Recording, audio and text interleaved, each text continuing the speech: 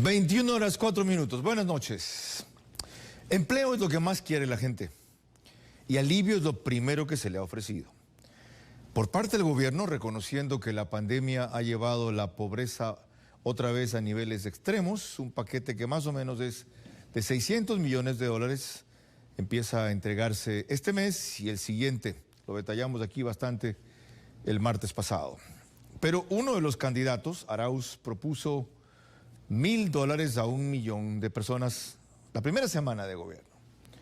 Guillermo Lasso respondió con una oferta que a algunos ha desconcertado. 25% de incremento en el salario básico, es decir, pasarlo de 400 a 500 dólares, pero en los 4 años. Mientras que Yacu Pérez ha planteado créditos por $10,000 a 5 años sin que tengan que pagarse intereses el primer año. Y lo importante, la generación estructural de empleo, ¿en qué queda? ¿Quiénes la pueden hacer? ¿Qué es lo imposible y lo posible en este mercado de ofertas? Bueno, es vital entenderlo en esta noche. Este es Vera, a su manera. Un comunicador que desde 1975 ha sacudido la televisión con formatos y estilos polémicos, sin ocultar sus simpatías ni jactarse de objetividad, pues el periodismo de opinión siempre asume una posición. Bienvenidos a coincidir o discrepar con Vera, a su manera. Opinión con propósito. Democracia.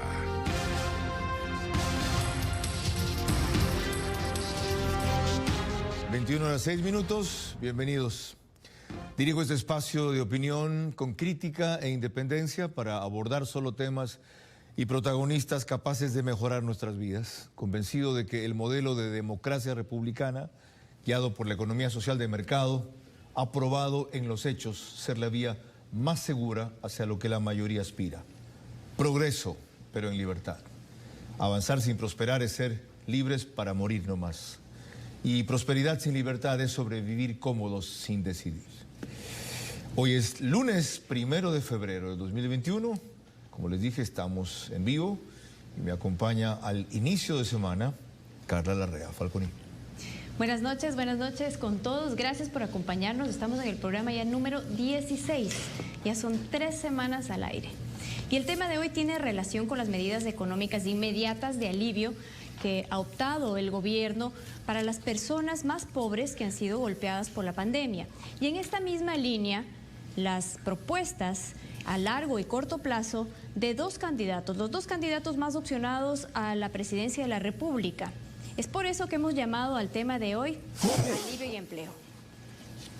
Ese alivio en lo que se refiere al gobierno significa este mes un bono de $120 para 242,000 personas o 238,000. Esta cifra hasta ahora no logro ponerla en orden. El próximo 120 más para 238,000, o ahí sí son los 242,000. Desde la tercera semana de febrero, según dijo aquí el presidente del Consejo Directivo Líes, se cumplirá la entrega de $500 por una sola vez a 570,000 personas que eran afiliadas y quedaron desempleados y ganaban menos de $1,000. Van a reintegrar a 10,000 afiliados al Seguro Social Campesino 3 años. Y además hay 550,000 adicionales que se incorporarán al bono, con lo cual cerca de 1,600,000 personas en situación crítica tendrán este tipo de alivio. ¿A cuánto llegaría el incremento en el salario básico que propone Guillermo Lasso, en cambio? El año pasado ganaban, según los datos de afiliación al IES, el básico 497,564 personas. El año antepasado, el 2019. El pasado, el 2020, se redujo a 380,959, es decir, más o menos 117,000 personas dejaron de ganar el básico. En principio, ese incremento llegaría a estas 380,000 que seguramente en el transcurso de estos meses van a ser más. Después, algunos datos adicionales. Esto para empezar. Carla.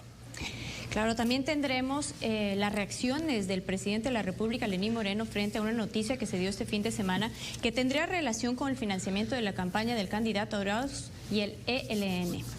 También nuestro reportaje de contexto sobre las medidas de alivio adoptadas por el gobierno nacional y también las propuestas de los dos candidatos que están más cercanos a la presidencia, que son Guillermo Lasso y Andrés Arauz. Un contrapunto por Zoom entre el economista Pablo Lucio Paredes, quien es director del Centro de Investigaciones de la Universidad San Francisco de Quito, y Fernando Ibarra, quien es presidente del Parlamento Laboral. Y esta noche nos acompañan aquí, tenemos el gusto de recibir al economista Walter Spurrier. Él es analista económico y político, editorialista del diario El Comercio y El Universo, y también al doctor Roberto López, docente en Derecho Constitucional. Economista, bienvenido. Felicitaciones, cumplen 50 años como análisis semanal. Así es. Este año. Bien. Bueno, desde esa perspectiva y experiencia, ¿cómo se sitúa la campaña en este momento, especialmente en lo relativo a estos dos tipos de ofertas, las de alivio urgente y las de oferta de empleo estructural?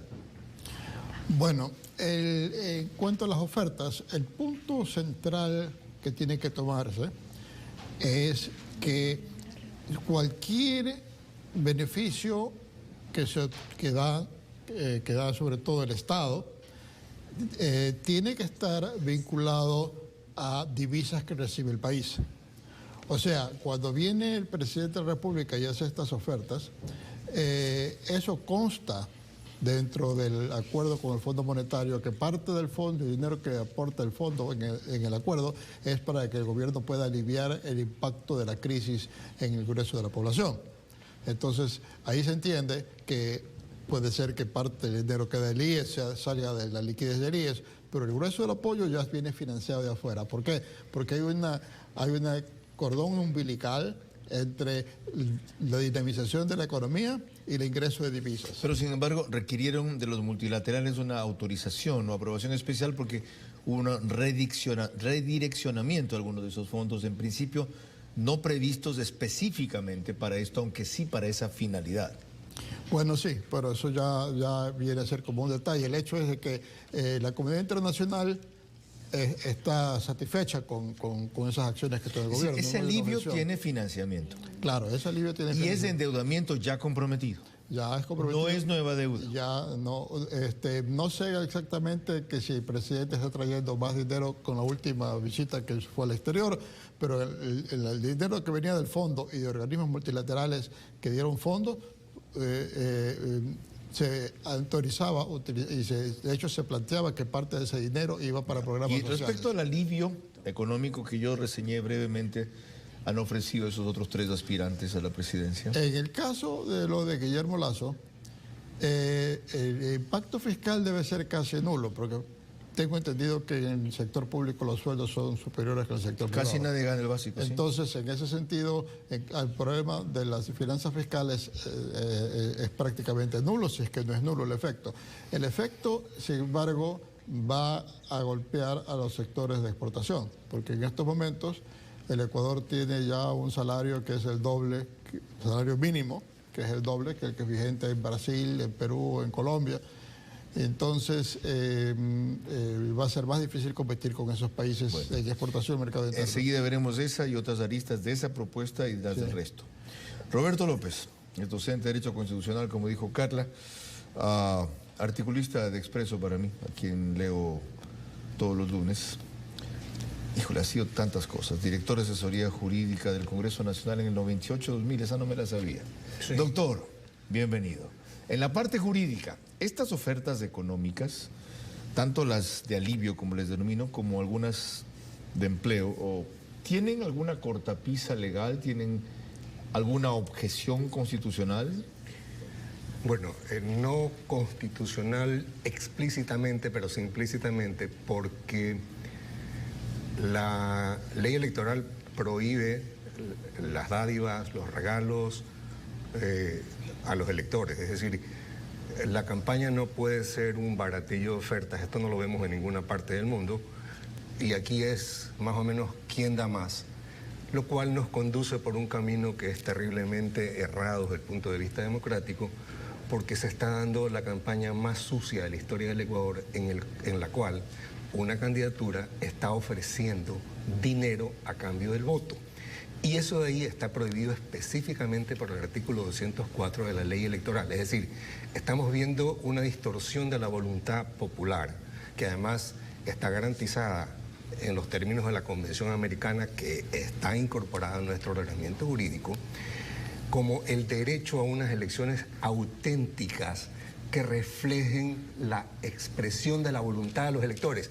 Y aquí los electores están haciendo 5 cuadras de cola ante las dependencias del Consejo Electoral Del registro civil, perdón, para sacar la cédula, porque les ha entrado un desenfreno por ir a votar, y no es por ir a votar, es por coger $1000 que una candidatura en forma ilegal, violando el artículo 204 de la ley electoral, e implícitamente la Constitución al violar la Convención Americana, están haciendo mediante esta campaña Pero no sucia. se los está dando ahora, se los va a dar con la plata que ya veremos de dónde dice que sale, cuando llegue al poder la primera semana. A ver, hay copiosa información de que primero ofrecieron $1000, después ofrecieron 500, después dieron una oferta de 250 y ahora están entregando 20 diciendo, ¿sabes qué? Te doy cuando me traigas la foto del voto, la diferencia. Pero como se dieron cuenta que era un delito, no han entregado nada. A ver, no es un delito, era un delito en el artículo 172 del Código Penal anterior, pero ese Código Penal tiene unas cosas pavorosas. Se suprimieron todas las infracciones concernientes al sufragio. Se suprimió los aportes de campaña con dineros ilícitos. ¿Pero no decía usted que el Código de la Democracia prohíbe dádivas? No, una cosa es prohibir las dádivas y donaciones y otra cosa es que el Código Penal del Ecuador, durante medio siglo, del año 71 hasta antes del Código O sea, Penal, esa figura ha dejado de ser delito. las han despenalizado. Es increíble que la Asamblea, por Dios, tienen que darle cuentas al país de lo que han permitido. O sea, está prohibido hacerlo, pero si lo hacen no hay sanción. No ¿Es esa la figura? No hay delito, exactamente. Ya Entonces, tenemos más adelante la implicación de eso, en cambio, ¿por qué le preocupa tanto? Ahora, Carla. En este ambiente lo que más ha impactado este fin de semana es la revelación en Colombia de que la campaña del candidato Arauz tendría financiamiento de $80.000 por parte de un líder abatido del ELN, el comandante Uriel. Los periodistas de la revista Semana obtuvieron reacciones contundentes de parte del presidente Moreno. La verdad es que antes no hubiera creído que eso estuviera ocurriendo, porque el lenguaje que se utilizaba por parte de un presidente que aprendió a mentir al Ecuador, aprendió a mentir a Latinoamérica y al mundo, pues era un lenguaje que parecía destinado al progreso, a la libertad, a la tolerancia, al respeto, principalmente de las personas más desprotegidas de la sociedad, pero esto realmente no ocurrió.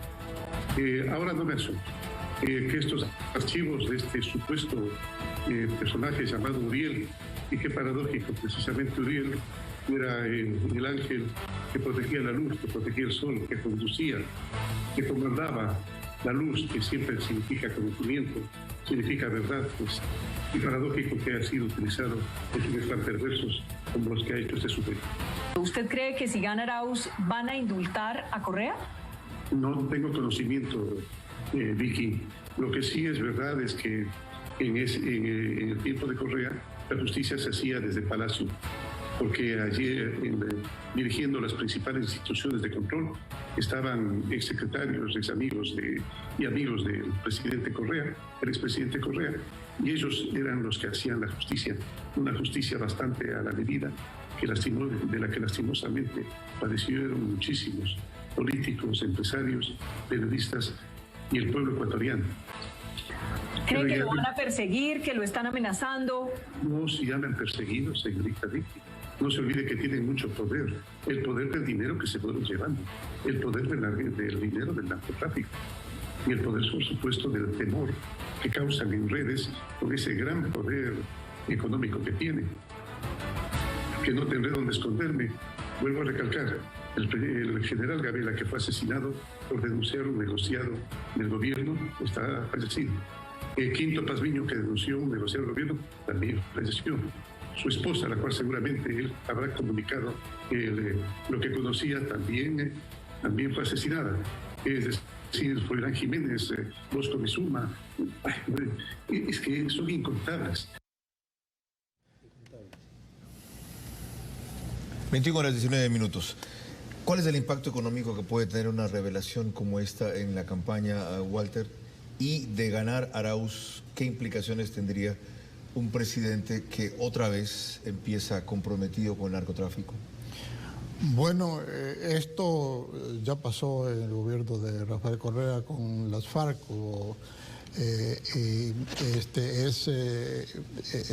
Digamos, un desprestigio del gobierno. El padrino ha habido, pero del candidato no. Bueno, sí, debería haber una aclaración. Él puede decir que el EN está desmintiendo y que él desmiente también. Que a mí el impacto más que económico es que esto se pueda decir y que el electorado no entre en rechazo a una candidatura que haya sido auspiciada por el narcotráfico, porque eso pues implica un compromiso, de ser cierto, un compromiso del próximo gobierno de ser ese candidato gobernante, a una cierta tolerancia a las actuaciones de ese grupo delictivo. Doctor López, ¿por qué a un sector del electorado parece no importarle, darle igual? O sea, unos creen que es cuento, porque Arauz está bien en las encuestas, y otro, sí, el narcotráfico está en todas partes, está inclusive en México y en Estados Unidos. ¿Cuál es el asombro aquí? Lo que importa es que a mí me protejan y me beneficien, punto. Bueno, porque hay una degradación de los valores morales, pues, señor Rivera, y realmente no podemos permitir que esto pase, y cuando digo no podemos permitirlo, es porque sí hay caminos para impedirlo. Por ejemplo, primero, artículo 147, numeral 1. El presidente de la República está obligado a cumplir y hacer cumplir la Constitución y la ley. Es decir, quien puede hacer cumplir el artículo 204 de la ley electoral es el presidente de la República. ¿Qué dice qué, ese artículo? El artículo 204 es el que le acabo de decir, que prohíbe las donaciones y los regalos a los votantes. Además de eso... Aquí ha habido una donación. Pero claro, todos los fines de semana salen... Fue hecha antes de que comience la campaña, según ellos, cuando fueron al Foro de Sao Paulo. No importa si es antes o después de la campaña, no se puede dar dádivas. Primero habría que comprobarla. No, por más que las computadoras sean de Uriel, que se haya respetado la cadena de custodia, no deja de ser una revelación periodística. A ver, eso es otra cosa. Ahí vamos al segundo remedio. Si el presidente de la República no hace cumplir la ley, entonces el Consejo Nacional Electoral, que sabemos que tampoco lo va a hacer, pero debería estar ya pidiendo la información a las autoridades colombianas, porque aquí lo que se va a producir, pidiendo la información. Hoy sí vieron a la señora Tamaindo hoy día diciendo, no me llegó nada. Sí. A ver, un momentito. No se la van a mandar, ella la tiene que pedir. Tienes que pedir, porque aquí estamos ante una situación realmente pavorosa. Un grupo terrorista porque infunde terror, no grupo beligerante, ¿ya? Un grupo terrorista está incidiendo en la campaña presidencial de otro estado, desestabilizando la región, con dineros ilícitos provenientes del narcotráfico. Doctor, y la guerrilla. ¿No es a la fiscalía a la que correspondería eso? Cuando sea delito, por eso le estoy diciendo, y ahí vamos a la tercera solución. Hay que convertir nuevamente en figuras delictivas dos artículos que se comieron. El que prohíbe la compra de votos y lo convierte en un delito, que es el 172 del Código Penal, y el artículo 166 que dice que no se puede ingresar dineros lícitos o ilícitos para cometer delitos como el otro. Es decir, que la fiscal del Ecuador lo que puede hacer es pedirle información a la fiscal de Colombia o al fiscal de Colombia. No, la señora Tamaín primero tiene que pedir ella, porque estos son delitos electorales que antes se llamaban delitos del sufragio, capítulo 1 del Código Penal anterior, que se lo machetearon sin ninguna explicación. Bien, gracias por estas como dije antes. Precisiones. Cuando volvamos entraremos en la materia para lo cual específicamente los convoqué, pero este era ineludible. Carla. Al regresar nuestro reportaje de contexto sobre las medidas de alivio que ha adoptado el gobierno y también las propuestas de los dos candidatos más opcionados a la presidencia, con la opinión de dos economistas, Augusto de la Torre, quien es director del Centro de Investigaciones de la Universidad de las Américas, y también el economista Santiago García, quien es presidente del Colegio de Contadores de Pichincha. Carlos. 21:24, seguimos en vivo. Estamos hablando de alivio y empleo, lo que urgentemente y estructuralmente se ofrece al Ecuador. Seguimos con Vera, a su manera. 21:28. Cifras de ofertas de empleo. 800.000 ofrece Arauz en 3 años. Guillermo Lasso duplicó su oferta de empleo de 1 millón de empleos en la campaña pasada a 2, porque estima que esa es la necesidad que habrá tras los efectos de la pandemia, cuando en una reciente entrevista a Veraz le averiguaba si iría entonces al ritmo de 500.000 por año. Dijo, al principio va a ser mucho menos acelerada la generación que después, así que no se puede dividir la generación de empleo de esa manera. En el caso de Yacu Pérez, es imprecisa su cuantificación respecto al empleo que va a generar y mucho más aún genérica la vía para aquello, salvo lo que cité cuando comencé el programa. Carla. Así es, Carlos, y en este contexto, la plata que el gobierno va a poner en el bolsillo de 1.400.000 personas, al igual que lo que piensan cumplir apenas lleguen al poder los 2 candidatos más opcionados a la presidencia, será tan solo un alivio temporal, hasta que llegue a este mismo sector lo que tanto anhelan los ecuatorianos, que es empleo. Nos tomamos 4 minutos para el contexto de este tema. Ante el agravamiento de la crisis económica con la llegada de la pandemia, el gobierno y los candidatos han comprendido que hasta que lleguen soluciones a mediano plazo, es urgente un alivio. Alivio es plata en el bolsillo. Ante esto, el gobierno propuso nuevas estrategias que se implementarán relacionadas con ayudas dirigidas a la población ecuatoriana más golpeada por los efectos de la pandemia. Un bono de alivio al desempleo con el que se entregarán $500 a 570.000 familias que perdieron su trabajo en relación de dependencia y que estaban afiliadas al IES. El bono de protección familiar que entregará $120 los primeros días de febrero a 238.000 familias y los primeros días de marzo a 242.000 familias. Se reincorporará a 10.000 familias al Seguro Social Campesino, se ampliará en un 50% la cobertura en bonos y pensiones directas para los más pobres. La medida más importante en este contexto, que es la que más alivio da a la gente más necesitada, es la expansión de la cobertura del bono de desarrollo. Entre enero y marzo de este año se incorporará 225.000 familias en la red de protección social, además de las 225.000 que se sumaron de septiembre a diciembre del 2020. Eso creo que el país necesita, fortalecerlo, tener claridad, que haya mecanismos de entrada y de salida. Todos los países, pobres y ricos, hoy, todos, sin excepción, buscan consolidar sus mecanismos, por ejemplo, de transferencia directa de emergencia. Por su lado, los candidatos han hecho sus propuestas frente a esta necesidad. $1.000 a 1 millón de familias la primera semana de nuestro gobierno. Y justamente la financiaremos repatriando esos recursos que tiene ahora el Estado ecuatoriano guardados en un banco en Suiza. Pues en el caso del señor Arauz es una propuesta, ¿no es cierto?, que aparece interesante a la luz, ¿no es cierto?, de las personas que evidentemente necesitan ese tipo de apoyos, pero desde el punto de vista técnico, económico, no tiene sustento de financiamiento. El candidato ha informado que su financiamiento será especialmente mediante la repatriación de capitales que están en el exterior, la utilización de recursos del Banco Central o herramientas como el dinero electrónico. Yo creo que es muy peligroso el modo como lo ha planteado, porque es una cantidad considerable que él dice que la va a financiar con emisión de dinero electrónico. Pero la emisión de dinero electrónico que no tiene respaldo de dólares puede debilitarle a la dolarización y puede incluso llevar a un colapso de la dolarización. Después, se le ocurrió que quienes administraban el Banco del Barrio deberían ser empleados porque son tercerizados. Guillermo Lasso entró en el juego y sacó su propuesta de $100 de aumento paulatino al salario mínimo vital que llegaría a los $500. Que él está anticipando que va a haber un aumento importante de la productividad del trabajo bajo un ambiente económico más favorable para la inversión. Si eso se da, que el salario suba no es ningún problema, porque está acompañado a las elevaciones de la productividad del trabajo. Un tema esencial para la generación de empleo son las fuentes de financiamiento, las relaciones con los multilaterales y la inversión en nuestro país. En materia de comercio, yo le quiero decir a todos ustedes que en el mundo hay 7.400 millones de habitantes. Ahí está la gran oportunidad que tiene el Ecuador para vender más banano, más cacao, más café, más flores, más productos del mar, en fin, más talento ecuatoriano al mundo.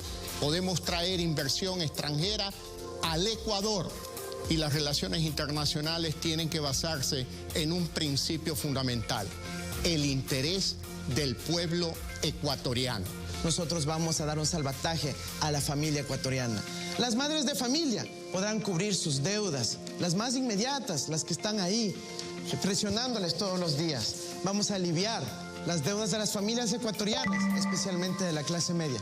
Y vamos a generar trabajo. Mi trabajo será generar trabajo para ustedes. Las propuestas están planteadas. La decisión la toma usted este 7 de febrero. 21:34 y mucho de esa decisión depende de lo que digan nuestros panelistas aquí. Retomamos la conversación, economista Spurrier. Nos quedamos en la propuesta de Guillermo Lasso y enseguida analizamos esta de Arauz, que habla de $1.000 millones en recursos repatriados del gobierno que están en un fondo ecuatoriano en la banca suiza. Decía usted que la propuesta de Lasso, la última, de incrementar a $100 el salario básico, de 400 a 500, a quien sí le va a afectar a los exportadores, pero ¿no pueden absorber ellos el golpe primero vía la reducción de otros costos que también les ofrecen, energía eléctrica, por ejemplo, reducción de impuestos, por ejemplo? ¿Y no es este sector, curiosamente y meritoriamente, el que mejor le fue en la pandemia? Cacao, banano, camarón, récords en volumen y en montos de exportación. Bueno, la apuesta de Guillermo Lasso es de que su paquete de medidas que mejora el entorno para la inversión va a dinamizar la inversión y va a darle ciertas conveniencias, ciertas facilidades al sector productivo que compensen el aumento en los salarios. ¿Y en efecto usted cree que es así? Digamos, hay que ver cuánto efecto tiene el poder mejorar el entorno tan rápidamente. Algunos cambios legales se van a necesitar. ¿No es un tipo que atrae impresiones en el momento que llega a la presidencia? ¿Genera confianza? Yo creo que va a generar confianza es si él muestra que tiene un camino muy bien trazado y que lo va a impulsar. Y causa confianza en los inversionistas locales porque ven la luz hacia el final del túnel, que hoy no se ve. Y entonces si hay confianza en los inversionistas nacionales, viene la confianza en los inversionistas extranjeros. Es una apuesta para sacar el país adelante en el cual el beneficio se lo está transfiriendo a los trabajadores. Lasso también entró en una oferta de bonos. Quisiera ver si podemos poner los términos en que lo hizo, lo cual me llamó la atención. Sí, es eso que tienen allí.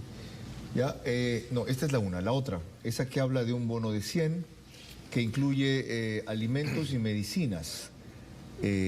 Bono complementario, aquel, exacto. Llega el bono complementario. $100 en efectivo, víveres y medicinas para 1.500.000 familias ecuatorianas. ¿Cómo lo ve?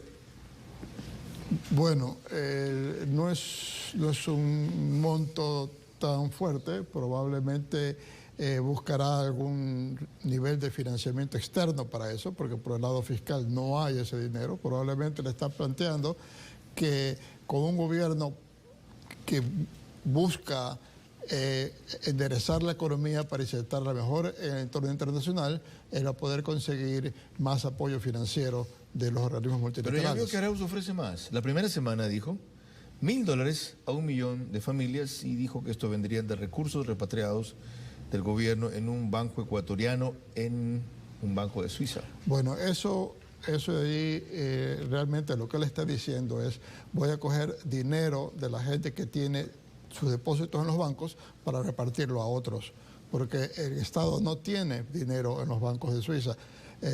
La plata que tiene en el exterior es sobre todo el dinero de que los bancos depositan su liquidez del dinero que recogen del público, de nosotros. Parte lo presta, la mayor parte lo presta, pero tienen que tener un fondo de liquidez porque la gente a veces quiere retirar su plata y no pueden decirle no le doy porque tengo todo prestado. Oiga, entonces, ¿y no podrán los ricos compartir un poquito para los pobres?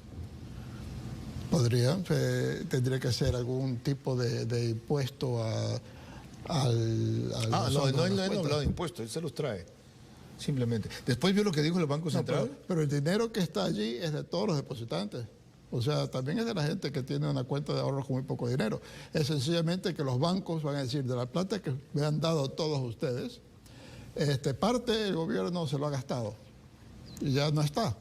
Entonces, sí, es que después cambió la oferta, ya no era de un banco suizo, era de los 7.000 o 5.000 millones que están en el Banco Central. No, pero es que es lo mismo, porque él está diciendo, esa liquidez, en lugar de estar en billetes metido en una bóveda, está puesto sobre todo en bonos del gobierno americano, que son papeles que se pueden liquidar con un clic en la computadora. Entonces, que generan algo de interés. Y entonces, ese dinero los guardan, están guardados en un banco. ¿Y cuál es el problema para hacer eso? Porque esto parece socialista y justo. Señores, alguna vez pártanse por los pobres, que son los que han hecho trabajar su plata. Pero la verdad de la plata que está, porque esta es la plata que está en los bancos locales, es de gente que tiene cuenta de ahorros, depósitos a plazo o que puede tener en su cuenta corriente. Es dinero de todos los ecuatorianos. Se están robando la plata que no es de ellos, eso es todo. Se están tomando la plata que no le pertenece. Ahora, tú aguantes otro mecanismo, al principio. 35.000 millones de dólares que tienen los ecuatorianos en el extranjero los va a hacer regresar con una serie de incentivos. Pero el principal incentivo que tendría que haber es de que hay que haber respeto a las normas legales y que va a haber un sistema que va a tornar atractiva la inversión. Yo no veo qué incentivo va a haber bajo el contexto que él mismo ha anunciado que va a subir el impuesto a la salida de divisas del 5% al 27%. En otras palabras, todos los dólares que están dentro del país los va a devaluar en 22%. Entonces, se torna muy difícil. ¿Usted le llamó a la oferta del correísmo con esteroides? Claro, lo llamé correísmo con esteroides porque Rafael Correa conocía estas tesis, les daba la vuelta y no las puso en vigencia, dándose cuenta de los efectos que tendría. Y Arauz entusiastamente piensa ponerlas en vigencia, lo que no hizo Rafael Correa. Entonces es con esteroides, porque toma las ideas de Rafael Correa, que con prudencia Rafael Correa las llevó hasta cierto punto y él promete llevarlas al máximo. O sea, si Rafael Correa pone 5% impuesto a las sedes de divisas, él pone 27%, y así sucesivamente. ¿Y eso es brutalidad o deliberado? Es deliberado porque al menos él acoge una teoría de un economista italiano heterodoxo que dice de que no importa meter cantidad de dinero en la economía y que eso es bueno. Cuestión que no está bien visto por el 95% de los economistas. Y más que por no estar bien visto, ¿qué resultados produce? Eso traería en nuestra economía dolarizada, en que tenemos una moneda prestada, eso traería el colapso del sistema económico. Usted habló de la parte legal y aquí está el abogado. Una de las aristas que mencionó Walter Spurrier es que de implementarse algunas de las medidas que propone el candidato Arauz, se acabaría la seguridad jurídica. ¿De qué sirve la seguridad jurídica en este país si no nos ha servido para salir de la crisis? La pandemia la remató, pero estamos bajo este esquema 14 años y cada vez peor. A ver, la inversión extranjera en el Ecuador no llega a 1.000 millones. En Colombia andaba por 8.500 y en Perú creo que la cifra era similar. ¿Qué revela eso? No hay nada más cobarde que el capital. El dinero va donde hay seguridad jurídica. Y toda esta línea sinuosa que presenta este señor, de que primero saco de aquí de Suiza, después cojo 35.000 millones de acá. Ah, como no se puede, entonces voy a hacer moneda electrónica. Ah, como no se puede, voy por... Eso revela que está mintiendo, que está comprando los votos. La gente no va a votar para escoger un presidente, va a votar para recibir $1.000. Y eso destruye la democracia. ¿Toda la gente? La que está haciendo las colas, señor Correa, perdón, señor Vera. Lo he visto tanto, no te señor Correa. Pero funciona, pues. O sea, electoralmente está en una posición estelar ahorita. A ver, entonces el fin justifica los medios. Matemos a todo el mundo para que unos pocos... Primero ganemos, que es lo importante, y después vemos cómo cumplimos lo posible que es lo real. Esa es la real política, así funcionan las campañas. No, eso no es así. ¿Y no está Lazo cayendo en lo mismo? No, un poco de populismo, acabo de mostrarlo, el bono. Yo no tengo algunos empresarios sorprendidos, Bruno Leone, en un chat donde estamos algunas personas, molesto, diciendo que él entiende que en campaña hay que ofrecer más, pero que esto es una exageración, que va contra un principio empresarial. Mire, si algo hay probado en este país es la trayectoria que tiene Guillermo Lazo como administrador, igual que la Jaime Nebot. Yo diría que son los dos mejores administradores del país. Entonces, si han propuesto un mecanismo como ese, ¿ya? Quiere decir que tienen analizado el tema y que han conseguido una forma inteligente de hacerlo. Pues no creo que estén mintiéndonos como si está haciendo la otra candidatura. ¿Cómo le pueden hacer eso, entender a los que están engañados? Que ¿sabe qué, abogado López? El uno me ofrece 120 el primer mes, el otro me ofrece 1000 la primera semana. ¿Qué quiere que haga? Es mejor pájaro en mano que ciento volando. Usted es el experto en estrategia y en comunicación. Usted es el que debe de saber cómo decirle a la gente: te están engañando, viejito, no les creas. Bueno. Porque esto no se puede hacer. Mire, una pequeña precisión. Walter me corrige si estoy equivocado. El déficit para el año 2021 es 7.651 millones. Es decir, que primero el dólar adicional que entra se va para allá, a cubrir ese déficit, ¿ya? Entonces, al Estado no hay como meterle la mano. Y pídale a los suizos el dinero de las cuentas para ver la respuesta que le dan. Más el promedio de deuda que tenemos que pagar por año, que está entre los 8.000 y 10.000 millones de dólares. Pero eso también lo precisará usted más adelante. ¿De dónde? Tenemos que hacer aquí una siguiente pausa, pero no sin antes ver y escuchar a Carla.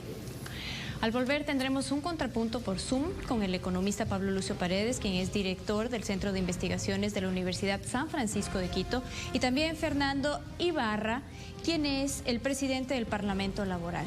Hay que estar claros, este 7 de febrero elegimos más que un presidente, un destino.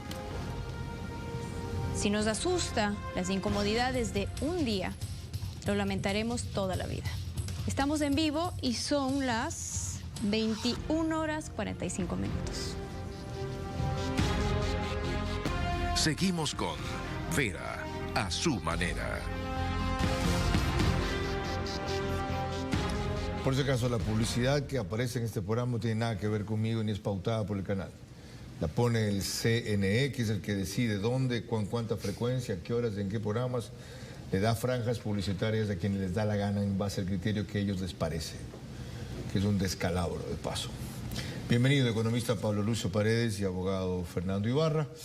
Estamos aquí analizando las propuestas de alivio y generación de empleo. Quisiera su aporte en la misma línea. Primero, economista Pablo Lucio Paredes, después Fernando Ibarra. Tienen ustedes 1 minuto sin mis interrupciones para cada intervención. 10 segundos antes se los recuerdo y aparece un número rojo ahí. Buenas noches a los dos y adelante, Pablo. Sí, muy buenas noches, un gusto, Fernando, Carlos, a la gente que nos escucha. Mira, antes de hablar de las propuestas de los candidatos, yo creo que tenemos que situar el panorama de qué es lo que se debe hacer en el Ecuador. Yo creo que hay dos cosas fundamentales. La primera, alrededor de la pandemia, tenemos que tener un presupuesto especial y claro que permita ayudar a las familias, ayudar a las empresas, ayudar en el tema de salud, es decir, vacunas, máscaras, tests para seguir enfrentando el tema de la pandemia. Y la segunda cosa que tenemos que hacer es reformas fundamentales en la economía ecuatoriana para que podamos crecer en lugar del 3,5 o 4 que ha sido lo tradicional en el Ecuador, que podamos crecer 5 o 5,5%, porque el crecimiento es la base para poder generar empleo. Entonces tenemos que jugar en esos dos planos, pandemia y crecimiento de la economía hacia el mediano plazo. Bien, establecida la primera premisa. La suya, Fernando, adelante. Sí, concuerdo plenamente con lo que acaba de decir Pablo Lucio. Efectivamente se necesita un presupuesto que piense en la gente, que vaya y que ayude a la gente, que la saque de esta situación tan crítica en la que los votos de un candidato con los votos del gobierno hicieron aprobar la ley de apoyo humanitario, que ha sido instrumento para despedir a la gente o rebajarle el salario. Una economía no puede funcionar de esa manera. Le hemos rebajado el salario a la gente y ahora nos están ofreciendo subirnos el salario. ¿Cómo nosotros podemos creer esas cosas? Para los trabajadores es sumamente complicado tomarle la palabra a alguien que ha puesto sus votos para precisamente precarizar el trabajo, para a la gente dejarla inclusive sin seguro de desempleo, Porque usted sabe perfectamente, Carlos, que con las condiciones que se pusieron de tolerar la mora patronal, cientos de miles de trabajadores no pudieron acceder al seguro de desempleo. Prosigamos. Según intervención, Pablo Lucio Paredes, con una acotación. Entiendo que primero sanos para después estar productivos, y eso pasa porque haya crecimiento económico. ¿Cómo generarlo? Mira, yo creo que hay que hacer las dos cosas a la vez, el tema de la pandemia y el tema de crecimiento económico. No es que hay que hacerlo uno para luego hacer lo otro, hay que caminar en la dirección. Y como se acaba de señalar, y lo dijo Fernando, hay una serie de cosas en las que hay que apoyar a las familias y a las empresas, ¿no? Hay que apoyarles, por ejemplo, en el tema de un seguro de desempleo. Hay que apoyarles en el tema de mantener su afiliación a la seguridad social. Hay que ayudar a las empresas a que puedan mantener el empleo y puedan salir adelante. Todo eso requiere un paquete de mucho dinero, y para eso hay que hacer una optimización de los gastos del Estado para reducir gastos inútiles del Estado y que se transfieran hacia los temas que estamos comentando de la pandemia. En el otro caso del mediano plazo, yo digo, hay 4 reformas fundamentales que necesita el Ecuador. 10 segundos. Reforma del Estado, reforma de la seguridad social, reforma del mercado laboral y apertura externa de la economía. Esos son los factores en el segundo aspecto, que es crecimiento. Disculpen que al minuto exactamente se cierre el audio. Su tiempo ahora, Fernando Ibarra, para continuar lo que empezó a analizar. Sí, en realidad el tema es que el crecimiento tiene que ser con justicia social. El crecimiento por crecimiento no le va a servir a la sociedad ecuatoriana en su conjunto, porque si no los recursos se siguen concentrando en pocas manos. Cuando bajamos impuestos, pero no ponemos condiciones para que los beneficiarios de la reducción de impuestos puedan generar realmente, se comprometan y lo hagan en cuanto a generación de empleo, lo único que estamos haciendo es una mala redistribución de los recursos del Estado, porque le estamos volviendo a concentrar el dinero a pocas manos que no están respondiendo en su compromiso con el país. Entonces, cuando se habla de crecimiento, tiene que pensarse en justicia social, en redistribución de la riqueza, en generar trabajo decente como corresponde. No siempre cualquier trabajo, no se nos puede vender la idea de que pobrecitos, con tal de que tengan un trabajo, no importa que sea un trabajo precario. Ese tipo de condicionamientos están seriamente cuestionados en el mundo. Hoy se cuestiona todo, sin embargo, hemos visto cómo Trump, por ejemplo, regaló dinero, cómo Biden también lo está haciendo, porque como dice Pablo Lucio Paredes, hay medidas que lamentablemente... Bien, parte final, aterricemos el discurso o el análisis que ustedes hacen. ¿Quiénes ven de los candidatos que se acerquen a la propuesta que ustedes acaban de hacer y qué exigirían que hagan para quienes pasen a la segunda vuelta? Yo creo que tenemos que estar claros de qué es lo que se necesita para crecer. Decía Fernando que no se pueden crear cualquier tipo de empleo, pero la verdad es que hay que ser realistas. En una sociedad se crean empleos de más alta productividad con mejores salarios y otros empleos con menor productividad con menores salarios. No es lo mismo una empresa tecnológica de alta productividad que la tienda de la esquina donde la gente hace un gran esfuerzo para salir adelante. No es lo mismo, pero cuando la economía crece entre el 5 y el 5,5%, se crean alrededor de 4 a 4,5% más de empleos cada año, y la fuerza laboral en el Ecuador crece alrededor del 2%. Es decir, con eso puedes dar trabajo a los nuevos entrantes en el mercado laboral y poco a poco ir dando mejor trabajo a la gente que hoy no tiene un buen trabajo. Ese es un tema fundamental que tenemos que aceptar, y para eso se necesita esas reformas fundamentales. Entonces, al candidato que venga o los que queden en la segunda vuelta, tenemos que hacer el... Ya, disculpa. Esto es así de automático. En su caso, Fernando, no me dejes sin la pregunta que empezó a responder Pablo Lucio. ¿Quiénes de los candidatos que están en la escena se adecúan a esta exigencia de ustedes sobre su visión de crecimiento económico, alivio y empleo, y a quienes no, que les exigen que planteen para la segunda? Las ofertas en materia de empleo realmente son muy ligeras. No tienen un contenido claro de cómo lo van a hacer. En nuestro caso particularmente no hemos visto realmente a ninguno de los candidatos, cuando se trata de hablar de empleo, plantear cosas que realmente se pudieran verificar. En esas circunstancias, lo que nosotros los trabajadores vamos a demandar a cualquiera de los candidatos que pasen a la segunda vuelta es que simple y llanamente transparenten sus planes de generación de empleo, para saber si realmente conocen de la realidad del mundo del trabajo y de qué manera piensan aplicarlos, de tal forma que no nos vengan otra vez con ofertas baratas que al final de cuentas lo único que hacen es volver a quitarle la esperanza a la gente, volver a que los trabajadores ecuatorianos sintamos que realmente no estamos siendo considerados en la agenda seria de quienes aspiran al sueldo presidencial. Muchas en esa gracias. línea vamos a exigir que se transparente la información sobre esos planes. Muchas gracias a los dos por su análisis. Carla. Al regresar realizaremos la profundización de este tema con nuestros invitados en la última parte de la entrevista de Carlos, donde yo también realizaré un par de preguntas. Pero insisto, este 7 de febrero tenemos la oportunidad más que de elegir un presidente, un destino. Si nos molesta, si nos asusta la incomodidad de un día, lo vamos a lamentar toda la vida. Estamos en vivo y son las 21:57. Regresamos. Seguimos con Vera a su manera. Alivio de empleo, parte final. Nos hizo falta tiempo, dice Armando Manzanero, pero lo principal ha sido dicho. Lo que cabe, economista Spurrier, es decir, entonces, tras lo analizado, ¿qué le recomienda usted examinar o en qué fijarse al electorado?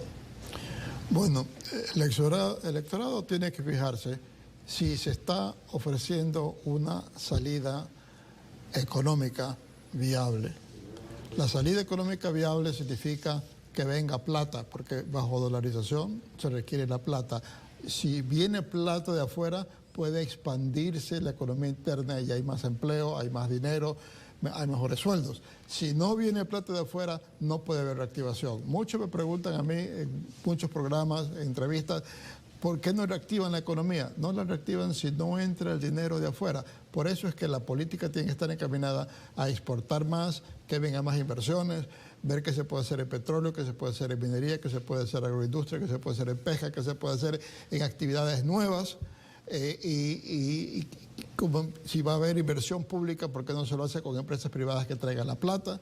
Entonces, quien ofrezca eso, ahí es que va a haber empleo. Si no hay, no puede haber empleo. Si un candidato le ofrece a uno, yo voy a cerrar la economía y voy a imprimir dinero falso, sin ningún sustento, y voy a repartirlo y así vamos a estar mejor, eso no es viable, eso no es una solución, eso es el camino a Venezuela. En su caso, ¿cómo respondería a la misma pregunta, Roberto? ¿Qué orientación al electorado para no equivocarse otra vez? Muy simple. Churchill dijo que si el socialismo administrara el desierto de Sahara lo deja sin arena. Al gobierno anterior le ingresaron $440.000 y no sabemos dónde están. 440.000 millones. Millones, perdón. Y no sabemos dónde están. Entonces el problema no es que el señor vinculado al socialismo del siglo XXI sea llamado la mariposa del sur o que sus vínculos con el narcotráfico destruyan la democracia electoral ecuatoriana, sino que como el señor no ha administrado ni una tienda de barrio, lo que va a hacer es destruir la economía del país. Y el Ecuador no está para experimentos. La única forma de salir de esta crisis es la receta que han seguido sociedades tan disímiles como Pakistán, Singapur, Israel. Producir bienes y servicios y colocarlos a precios competitivos en mercados internacionales. Carla les quiere hacer un par de preguntas, no puedo concluir sin eso, así que adelante. Doctor Spurrier, bueno, muy poco se ha hablado más bien dicho, mucho sobre la ayuda a los jóvenes en cuanto a la generación de empleo y muy poco sobre aquellos que tienen más de 40 años. ¿Qué va a pasar con esa gente? ¿Qué medidas se debe tomar? Porque hay que recordar que también son padres de familia y son los que mueven la economía. Bueno, algo se acaba de hacer con una expedición de una ley para facilitar el que comiencen emprendimientos. Tiene que haber, para quienes no puedan conseguir empleo en estas circunstancias, tiene que haber estímulos, sea crédito, sea facilidades crediticias, sea reducción de trámites, con miras para que puedan iniciar algún tipo de emprendimiento, algún tipo de trabajo, que puedan hacer algo por cuenta propia si es que no pueden conseguir un empleo. Eso es parte de la solución. En toda sociedad, el grueso de los empleados son autoempleados o trabajan en negocios pequeños, pero la estructura de la economía, lo que sustenta la economía son grandes empresas que pagan sueldos más grandes, profesionales, empleos en fábricas importantes, pero el grueso de la economía es en estas empresas pequeñas y ahí estamos débiles, eso hay que fomentar. Para el doctor López. Doctor, sí, yo tengo una pregunta. ¿Cómo usted es parte y apoya una asamblea constituyente que nos llevó a todo este embrollo y que ahora se la pretende usar nuevamente para reafirmar lo hecho en el 2008? No, yo no apoyo la asamblea constituyente, todo lo contrario. Yo la apoyé porque es el mecanismo conceptual para arreglar esta situación. Estamos heredando una estructura legal que es la que nos tiene sumidos en la desgracia.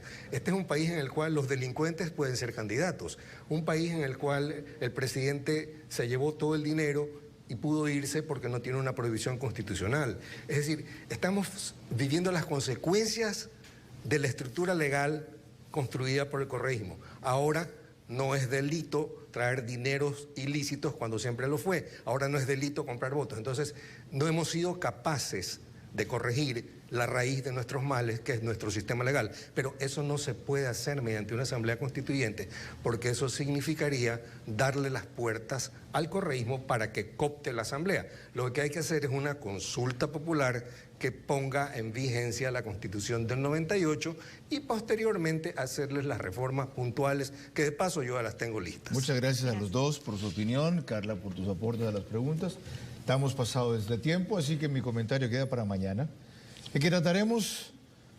La dolarización sí peligra. Enseguida viene un estreno en TC. Los invito a seguir en el canal.